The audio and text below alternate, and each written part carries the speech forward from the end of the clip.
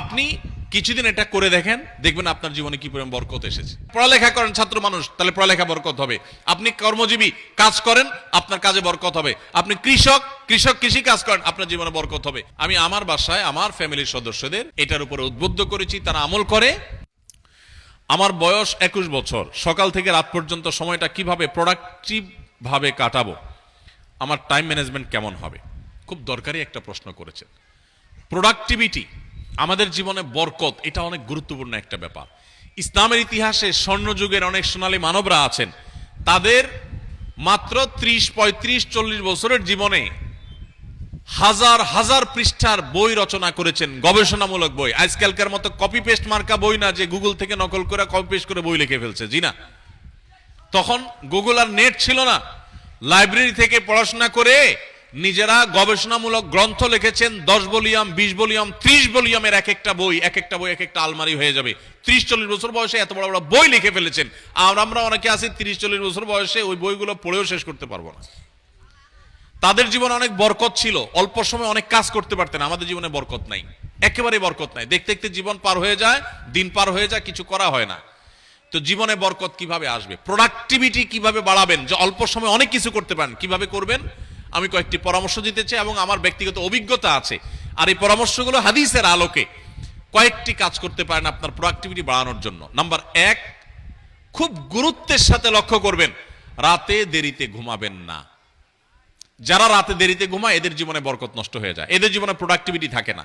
দেখুন, পৃথিবীতে যে সমস্ত দেশগুলো উন্নত হয়েছে, আপনি আমেরিকা বলেন, জাপান বলেন, কোরিয়া বলেন, আপনি ইউরোপ বলেন, পৃথিবীর যে সমস্ত অঞ্চলের যে সমস্ত দেশগুলো উন্নত হয়েছে, তাদের দেখবেন সবার একটা কমন লাইফস্টাইল হলো তারা রাতে তাড়াতাড়ি ঘুমায় পড়ে।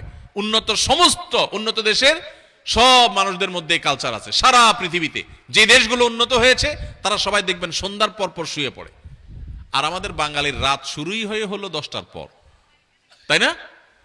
আমরা অফিস আদালত থেকে আইসা বাসায় রিমোট নিয়া জামা টামা খুলে ধুইয়া বৈশা, এরপরে আমরা আয়সার নামাজ যদি পড়ি, নামাজি হই, আর বেনামাজি হলে তার কোনো কথাই নেই। আইসা আমরা সোফা বসে এবার আমরা রিমোট দিয়া একটা পর একটা চ্যানেল পাল্টাতে থাকি, এরপরে মোবাইলে ফেসবুকে হাতাইতে থাকি, খাওয়া দাওয়া করে শুধু আমাদের 12টা, 12:30, 1টা। এই যে দেরিতে ঘুমাই, আমাদের জীবনের প্রোডাক্টিভিটি নষ্ট হয়ে যায়, বরকত নষ্ট হয়ে যায়। যে তরুণ তার প্রোডাক্টিভিটি বাড়াতে চায়, সেজন্য রাতে তাড়াতাড়ি ঘুমায়। রাতে তাড়াতাড়ি ঘুমায়া যেগুলো রাতে করবেন ওইগুলো সকালে করবেন। অনেক যুবক আছে পড়াশোনা করে রাত 12টা পর্যন্ত। আরে ভাই, রাত 10টায় আপনি ঘুমিয়ে যান, এই যে 2 ঘন্টা পড়লেন, ভোর রাতে উঠে ফজরের সময় 2 ঘন্টা পড়েন, ওই 2 ঘন্টা এই 2 ঘন্টার চাইতে অনেক বেটার হবে। কারণ 6-7 ঘন্টা 8 ঘন্টা ঘুমের পরে যে ফ্রেশ মুড থাকবে, ওই সময় পড়লে সেই পড়াটা অনেক তাড়াতাড়ি আপনার আত্মস্থ হবে। আপনি সারা দিনের হ্যাসেলের পর রাত্রে পড়তে যান, আপনার মাথায় পড়াটা এত তাড়াতাড়ি রপ্ত হবে না, যত তাড়াতাড়ি রপ্ত হবে 6-7 ঘন্টা ঘুমানোর পর। আমি একটা কথা সবসময় বলি, এই যে হেফজুখানার ছাত্রদেরকে আমরা পুরস্কার দিলাম আজকে, সারা বাংলাদেশের সমস্ত হেফজুখানার ছাত্রগুলো এক একটা মিরাকল, এক একটা অলৌকিক। কারণ এই যে অলৌকিকত্ব, এক একটা অলৌকিক বিষয় এদের মধ্যে রয়েছে, সেটা হলো যে এরা সবাই ছোট ছোট বাচ্চা মানুষ। 30 পারা কোরআন হেফজ করে ফেলে মাত্র 2 বছরে, 1 বছরে, 6 মাসে, বিভিন্ন সময়। কিভাবে সম্ভব? 30 পারা কোরআন, এত বড় কোরআন পুরাটার হেফজ করে ফেলে, মুখস্থ করে ফেলে, কিভাবে সম্ভব? যে কয়েকটা সিক্রেট আছে, এই সিক্রেটস গুলোর মধ্যে একটা সিক্রেট হলো, একটা রহস্য হলো যে হেফজুখানায় 100% ছেলেরা রাতে তাড়াতাড়ি ঘুমায়।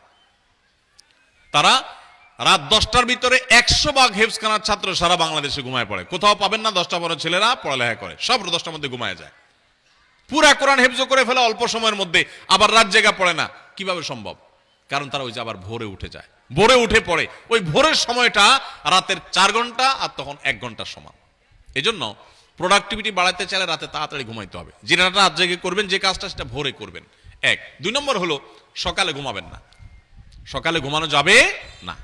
সকালের ঘুম মানুষের জীবনের বরকত নষ্ট করে দেয়। আমাদের নবী সাল্লাল্লাহু আলাইহি ওয়াসাল্লাম দোয়া করেছেন, আল্লাহুম্মা বারিক লি উম্মতি ফি বুকুরিহা, আল্লাহ আমার উম্মতের জন্য সকালের সময়টাতে বরকত দান করবেন, আর ওই টাইমে আপনি ঘুমায় থাকেন। সকালে আপনি পড়ালেখা করেন ছাত্র মানুষ, তাহলে পড়ালেখা বরকত হবে। আপনি কর্মজীবী কাজ করেন, আপনার কাজে বরকত হবে। আপনি কৃষি কাজ করেন, আপনার জীবনে বরকত হবে। আমাদের সমাজে, আমাদের দেশে 9টা 10টা, সকাল 9টা 10টা 11টা আগে দোকান খোলে না, কারণ পাবলিক ঘুমায় থাকে না, একটাই না, রাত জায়গায় আড্ডা মারে আর সকালে ঘুমায় থাকে। ঠিক না ভাই? ঠিক। আমাদের প্রোডাক্টিভিটি নষ্ট হয় এই কারণে। আপনি কিছুদিন এটা করে দেখেন, দেখবেন আপনার জীবনে কি পরিমাণ বরকত এসেছে। আলহামদুলিল্লাহ, আমি আমার বাসায় আমার ফ্যামিলির সদস্যদের এটার উপরে উদ্বুদ্ধ করেছি, তারা আমল করে, রাতে তাড়াতাড়ি ঘুমায় পড়ে। 10টার ভিতরে সবার ঘুম শেষ, আর সকালে কোনো ঘুম নেই। ভোর থেকে উঠে যার যার কাজে সে লেগে যায়। আবার দরকার হলে দুপুরে একটু ঘুমাবেন, সুন্নাত সেটা, আর এর বাইরে কোনো কাজ করবেন না। তাহলে প্রোডাক্টিভিটির জন্য 1 নম্বর হলো রাতে তাড়াতাড়ি ঘুমাবেন, 2 নম্বর হলো ফজর পরে ঘুমাবেন না, ফজর পরে জেগে থাকবেন, কাজ শুরু করবেন। আর রাতে তাড়াতাড়ি ঘুমালে এমনি ফজর সময় আপনি ঘুম ভেঙে যাবে, কারণ সারা রাত ঘুম, বড় রাত ঘুম হয়ে যাবে ইনশাআল্লাহ। 3 নম্বর এবং সর্বশেষ প্রোডাক্টিভিটির জন্য যেটা বলতে চাই তা হলো এই মোবাইল এবং বিভিন্ন রকমের ডিভাইসের নেশা বন্ধ করতে হবে, তা না হলে প্রোডাক্টিভিটি কখনো বাড়বে না। মনে রাখবেন, মোবাইলের নেশায় বুধ হয়ে থাকে আর জীবনে বড় কিছু করতে পারছে এমন একটা মানুষ পৃথিবীতে আপনি খুঁজে দেখাতে পারবেন না, একটা মানুষও না। মোবাইলের নেশায় সারাদিন ভূতের মতো মোবাইল টিপে আর আঙ্গুল দিয়ে স্ক্রল করে একটু পরপর, এই মানুষগুলো জীবনে বড় কিছু করতে পারে না যদি এই অভ্যাস না ছাড়ে। এই অভ্যাস যেদিন ছাড়ে সেদিন তৌফিক হতে পারে, একসাথে মোবাইলের নেশাও আছে আবার বড় কিছু করতে পেরেছে, এটা হয় না। অনেককে আমরা ওয়াজ শোনার নাম দিয়ে শয়তান আমাদেরকে মোবাইলের পিছনে লাগাই দিস। আলে প্রোডাক্টিভিটির জন্য এই কাজগুলো করবেন। আল্লাহ আমাদেরকে তৌফিক দান করুন।